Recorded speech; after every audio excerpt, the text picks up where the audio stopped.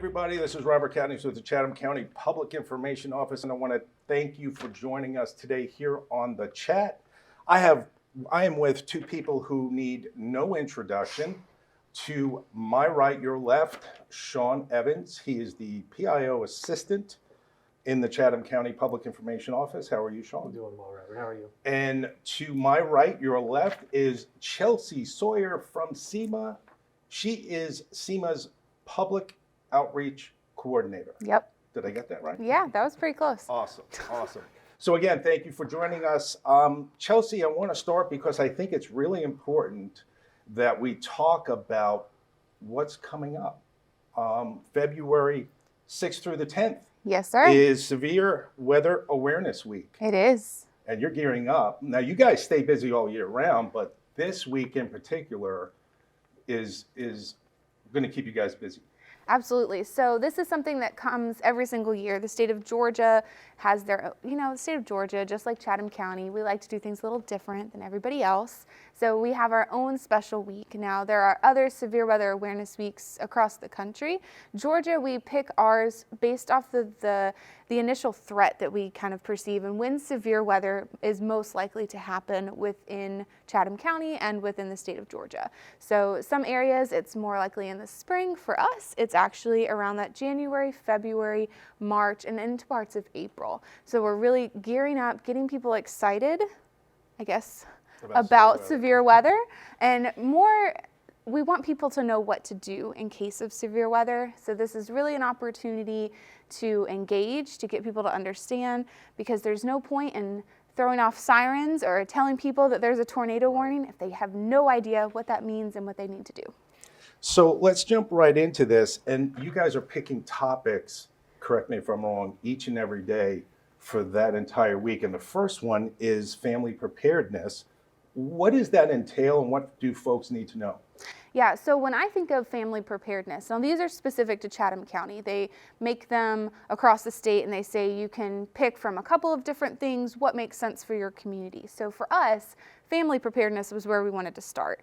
And there is a big portion now, and the other parts of the week we'll talk about, what these alerts actually mean. But the first thing is you have to be able to receive alerts. You have to understand that alerts can come out, that there's different things that can come. So a thunderstorm warning versus a severe thunderstorm warning, a tornado watch versus a tornado warning, all of these different things, you have to know how to receive those emergency alerts. So the first thing is making sure that you can receive them, whether it's through your local news station. There is a lot of incredible news stations within Chatham County and our viewing area. You can sign up for any and all of those. I have two on both my personal phone and on my work phone, but finding a way to stay informed. There's also SEMA alerts. I would be absolutely remiss if I didn't talk about SEMA alerts. And that is the text message system and email system that we have set up at SEMA. It's a fast follow feature. You can text SEMA, CEMA, to 77295. It is literally that simple, and you can automatically receive all of those alerts directly to your phone. So find a way to stay informed and be aware of the types of information that can be coming out during this time of year. Most people think of us as hurricane people and that we do absolutely nothing outside of hurricane season. Not true. Not true. And severe weather and any type of weather can happen outside of that hurricane season time frame. And not just rely on the siren system. Look, don't even get me started on the siren system. So a lot of people have this misconception that sirens are like the end-all be-all, that they have to have a way to hear the sirens. If they can't hear the sirens, we get phone calls about them all the time. Sirens are only meant to be heard outside. So if you are at Forsyth Park, or if you are out at a park in Pooler on the west side of Chatham County and you hear the sirens, the idea is that you hear the siren, you look at your phone. You hear the siren, you immediately go inside. It's a notifying system. It is not the end-all be-all. And people get really upset about these sirens. But you think there's about 60 of them in the county. We test them every month. There's a big to-do. Yes, they're multi-million-dollar, products, but not the end-all be-all, not something that you want to stake your life on. You have to have another way to stay informed and to know what's happening. Well, another part of that family preparedness, Chelsea, is the emergency kit, right? Yes. It's something that you want to have in place, ready to go before severe weather hits. Yes. So a lot of times people have this idea of an emergency kit only being for hurricane season. So they get to the end of hurricane season, they're going to eat all of their hurricane snacks. They are going to eat everything, put it all away, and not have to worry about it again until June. Not quite. Now, your hurricane kit and your severe weather kit are not exactly the same. Your severe weather kit you want to store in a place that you are going to be able to easily access. So if you're inside of your home, I have a random closet. It's where we keep all of our shoes. It's where we keep our winter jackets, and occasionally some snacks, to be totally honest with you. And so we have that closet. That is our tornado safe space. That's where we're going to house our emergency kit for severe weather season. It's going to have flashlights and batteries, and it's going to have the things that we need. Now, because of my location, I don't have to think about extra shoes to put in that kit, but please, please, please, during severe weather season, when you're creating that emergency kit, think about a pair of shoes for each of you. There has been a lot of research that has gone into this, and there has been several stories of homeowners and individuals that were affected by tornadoes, even as recent as last year, whose kids had to walk for over a mile that didn't have any shoes, that were walking through broken glass, that were walking through all of this debris after a storm. And it's just as simple. They had an emergency kit. They didn't think about shoes. Right. So it's something very, very simple. Shoes, sometimes with kids, bicycle helmets, easy thing to put in a closet, put in that tornado safe space, and it's that much easier. Great ideas. That's Well, yeah. So we want to talk our next topic. Yeah. For that Severe Weather Preparedness Week. Let's do it. Thunderstorm safety. So you touched on it there at the beginning, but knowing the difference between watches and warnings, can you walk our viewers through the difference? Absolutely. So a lot of times people think about thunderstorm. What we're talking about here in Severe Weather Awareness Week is that concept of severe thunderstorm. So that means that it is very high wind, the potential for large hail. It's really something that you want to pay attention to. When we're talking about thunderstorms in this time of year, guys, we're not thinking what most Savannahans are thinking, which is a thunderstorm in July. It's not quite the same thing. That potential for severe weather is much higher because the turbulence of the atmosphere. So you've got this hot weather and this cold weather kind of coming together. It's ripe for some really just awful conditions. So understanding the difference between watch and warning is important. So a severe thunderstorm watch, the conditions are there, it's favorable. It's usually for a really large area. So most of the time, Chatham County wouldn't be the only county included. It would be Chatham and Effingham, and maybe all of coastal Georgia would be included in this thunderstorm watch. So usually have a lot more time, but that's going to be the time for you to make your plan and be aware of what you need to do at a moment's notice during a severe thunderstorm warning. Severe thunderstorm warning is usually a very specific area. So it's saying that a severe thunderstorm was indicated by radar, or that you are ripe for those conditions and you need to be aware of what you need to do. There's probably hail that's associated with it. More often than not, there's going to be tornadoes associated with it, especially this time of year, and you need to be able to take immediate action. This is not the time that you want to be inside of a mobile home. This is not the time that you want to be in an outdoor environment, in a pavilion. You don't want to be thinking about any of those things. During that watch time frame, you want to be moving away from some of those structures and getting yourself to a safer location. Very good. You know, and kind of dovetailing, Chelsea, a little bit about what Sean was mentioning when it comes to thunderstorms. You know, we seem to find that, and you kind of broached the subject a little bit too, where when you talk about thunderstorms, you almost have to talk about tornadoes. And knowing the difference between the two, maybe you could, help folks out as far as distinguishing between, again, a watch and a warning. Yeah, absolutely. So, like you said, when you start thinking about severe thunderstorm warnings, more often than not, tornadoes are associated at some level. There's different risk factors that they're looking at. The National Weather Service will likely say there's a higher chance or higher likelihood of tornadoes with this severe thunderstorm than others. But for the most part, when you hear severe thunderstorm warning, think about definitely the possibility of tornadoes for sure. So a tornado watch and a tornado warning, very similar to the concept of a severe thunderstorm watch and a severe thunderstorm warning. I am partial to baked goods, so I like to think about it as a cupcake watch and a cupcake warning. Okay, so a cupcake watch means you have all of the ingredients to make cupcakes, but you are just far too lazy to make cupcakes at that moment. You have the sugar, you have the flour, you even have the little reusable baking tins, and you are ready. And your child is ready for you to make these cupcakes, but you just haven't quite pulled the trigger yet.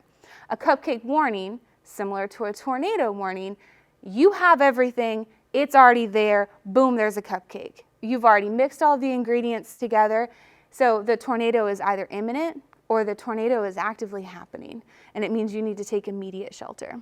Or you need to find your frosting immediately. You have found that cupcake, and it is time for you to just enjoy every bit of that. But sometimes people get these ideas confused, so we like to find fun ways. Kids love it when we talk about cupcakes, and they pay a whole lot more attention. Depends on where you are if they call it cupcakes. I've heard it a taco watch and a taco warning. In Philadelphia, they call it a Philly cheesesteak watch and a Philly cheesesteak warning. My northern friend over there is like, yeah, okay. You're making me hungry. Yeah, All I'm this sorry. talk of I'm food. sorry. No, but the concept is there, and it's exciting. It gets people to think about it, and that's really what we want to do during Severe Weather Awareness Week, is get people to think about what that looks like for them, Right. what kind of plans they need to make, and understand that a tornado warning is just like a cupcake warning. It's there. You already have it. Well, another theme also of this week is one that a lot of folks might not think about until it's right there on them, but lightning threats. Oh, yeah. And that's something that, especially in the coastal area, folks need to be aware of. Can you talk about that aspect of this week? Absolutely. So you're right. A lot of people, when they think of lightning, they're like, okay, July, August, it's summer. You don't want to be on the beach when there's lightning. That's an accurate statement. You don't want to be on the beach when there's lightning. But in February, why are we talking about lightning? Believe it or not, there are about 20 people a year that die from lightning strikes, and there are hundreds that are injured each year from lightning strikes. It is very possible, and we've seen it in coastal Georgia. So there was a church in Liberty County not too long ago that caught fire because of a lightning strike during a severe thunderstorm. So when you think about lightning, there's a couple of things to keep in mind. There's always that old, I feel like everyone has a story about their grandma telling them not to like take a shower or to use the bathroom when there's lightning outside because you'll be electrocuted. Grandma is right. Like, you do not want to do those things. There's definitely, you want to be away from windows, you want to be away from doors. Please don't be outside, whether it's on the beach, whether you're standing next to a tree. Lightning is not something that you want to play around with, and you certainly don't want to be in the shower and have that kind of electrocute you. That would just be a mess. But people just don't think about it, especially in this day and age. I feel like a lot of people feel almost invincible. You know, we can drive our cars at 80 plus miles an hour. We can do all of these really cool, crazy things. But then to get taken out by lightning because you were showering or washing your hands, that just seems silly. So pay attention when we are looking at severe thunderstorms, when we're looking at lightning. There's a lot of things that can go wrong, so just pay attention. We're going to dive into a few more here. Flood safety. Yes. That's another one. Because we talk about the inundation of water, especially these springtime storms that come, dump a lot of rain in a very short period of time, and you see flooding around the county. Can you talk about what aspect this particular topic, what aspects that'll cover? Absolutely. So flood safety, again, a lot of people think hurricanes. They're like, oh, why are we talking about some of these same concepts? Flooding from severe thunderstorms, flooding from any type of rainfall can accumulate very, very fast. You know, just a couple of inches of water can completely knock anybody off of their feet. I think it's about 6 inches of water can knock you down. About 1 foot of water that's moving very quickly can knock away a car. You have to think there's a lot of places. anybody listening here in Chatham County were to close their eyes and think of one place that floods on a regular basis when it rains just a little bit too hard, we can all think of at least 2 or 3. Oh, yeah. As my former reporters here, I know you all have been to at least 2 or 3. Yes. 1 or 2 At swift least. water rescues. Yes.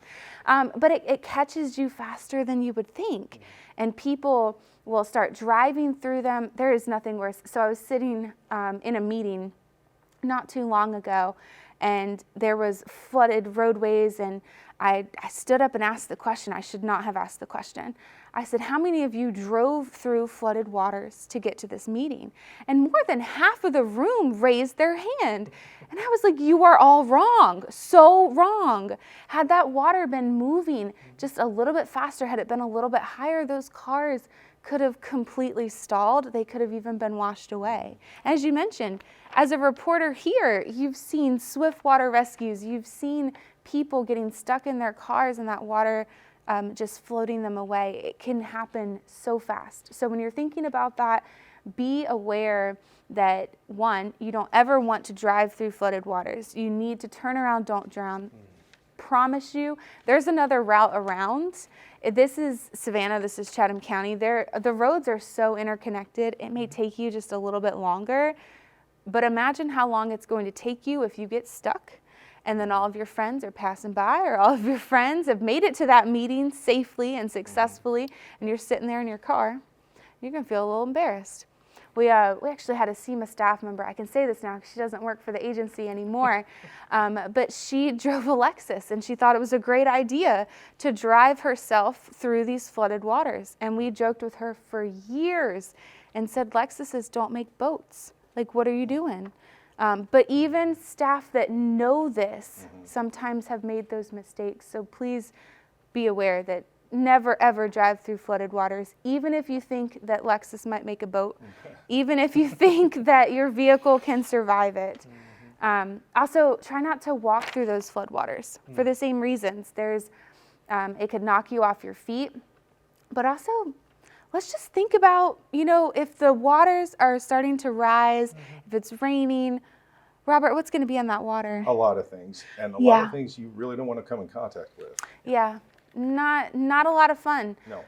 I think personally, snakes, maybe even an alligator floating around. Fire ants. Yes. Did you guys know that fire ants are resilient, horrible creatures that ball up and rotate and take turns breathing and just, I have nothing against ants, but they're evil. Yes. I don't want to offend any ant lovers out there. I really don't. But if you haven't been bitten by a fire ant, you can't appreciate this. No. You just can't. Somewhere there's an entomologist cursing your name right now. Absolutely. Yes. But I have big shoulders. That's okay. Yes. No. And I've told Dr. Davis, who works for Chatham County Extension, UGA Extension, he's got his PhD in fire ants. So I've told him to his face, I'm like, fire ants are horrible, horrible creatures. And he agreed. So it was fine. It was totally fine. I'm off the hook. Yeah, I think you're good. I think you're good. But yeah, all kinds of things. I mean, and then there's debris. Yeah, so there's debris. Guys, think about it. There's sewage. There could easily be sewage in there. There could be live power lines that are just floating in the water that may still have a charge to them. A lot of things that are happening. And no offense to our road systems here, but there could be a giant pothole and you could just fall all the way through and you would have no idea. You could just be walking along and you could hit a pothole and you could sink down a whole lot further. I've seen it happen in Chatham County, someone walking where they shouldn't have and sunk down completely. You put a lot of water on the roads, they're not going to be able to hold up but for so long. So a lot of reasons not to walk through floodwaters, a lot of things with flood safety, Sean, that we are going to try to bring awareness to this week, and we are going to try to make sure that people know these are things that they should be aware of, these are things they should avoid, and this is kind of how you can prepare for it. Well, and Chelsea, last thing here, but in addition to threatening lives, floodwaters can also threaten property. Absolutely. Can you talk about the importance of highlighting flood insurance this week? Yes, now you're speaking my love language. So flood insurance is something that a lot of people either don't think about, don't care about, haven't really paid attention to before.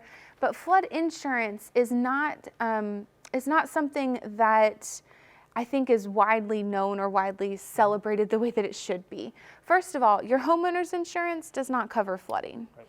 Your renter's insurance does not cover flooding. So if you were to have a flood inside of your home and you were to file a claim with your insurance, you would get absolutely nothing. So if you had a couple of inches of water come inside of your home from any of these storms, whether it's a severe thunderstorm, whether it's from a tornado, whether it's from a hurricane, you're not covered. There are people that have beautiful, beautiful homes in Chatham County that would have absolutely nothing left because they didn't have a flood insurance policy. Now, flood insurance is the price of it is based off of your freshwater flooding zone. So a lot of people will remember or hear the terms Zone X or Zone AE or Zone A. That they can get from the Chatham County Engineering Office. If they don't know their flood zone and they're an unincorporated Chatham County, they can reach out to the city of Savannah or the city of Bloomingdale, and they could find, there's also a lot of floodsmart.gov that will help people identify their flood zone if they're unsure. But the rate that they pay is consistent across the entire United States. It's not something that you have to shop around. FEMA mandates that anybody can get flood insurance. It doesn't matter where your property is, you qualify for flood insurance. Some people are required to have flood insurance depending on where they are, especially out on Tybee in some repetitive flood areas. They will be required to have flood insurance. Not necessarily speaking to those people, they already know about it. Anywhere can have flood insurance, and it's definitely recommended. And you don't have to be in a flood zone to get it. Correct. Yep. So- So I live in a Zone X, which means that it's not going to flood. That was one of the requirements when I bought my house. I was like, nope. But because of that, my flood insurance is incredibly cheap. And I can help augment some of the other people that have to use that flood insurance on a regular basis. That's true. So, Excellent points. yeah. You know, as we talk about Severe Weather Awareness Week, it's only fitting, and I neglected to say where we're actually sitting right now. Oh, yeah. EOC. And folks, if you see any of us, when there's an activation, stuff is going down. Right. And it's serious. So it's really important for us to, highlight this week the 5 different events that can happen to the county and making people be aware and prepared. And I know you touched on it in the beginning, Chelsea, a little bit about how folks can stay in the know. Maybe one more time, tell folks it's not only relying on the siren, but also staying informed with local news and also SEMA push alerts. Yeah, so SEMA alerts is always a great idea. Your local news stations. I mean, as I already said, I'm signed up for at least 2 of them, and they're different on my personal phone and on my work phone. Find a way to stay informed. It's so important. If you see us working out of this room, definitely find a way to stay informed. If you see us live from the EOC or the Emergency Operations Center, that means that something's going down, and you definitely want to be in the know before we get to this room and before something is happening. Anything I missed that you think is important, Chelsea, you want folks to know about? Sean, anything? I think some great points. And again, it's just so important for people to be prepared because of how quickly these severe weather events can pop up in our area. It's just one of those areas of the country and in Georgia that you can have those pop-up storms and not much warning. So Absolutely. To be aware and watching those weather reports at the beginning of the day to see what the day is going to entail and what conditions there might be for one of those events to pop up. Absolutely. I mean, and we haven't mentioned it, but Bryan County's tornado was less than a year ago. And that was so quick. And I think at this point is known as one of the worst, if not the worst, tornado in the state of Georgia. Wow. And I mean, right down the street from us. Yeah.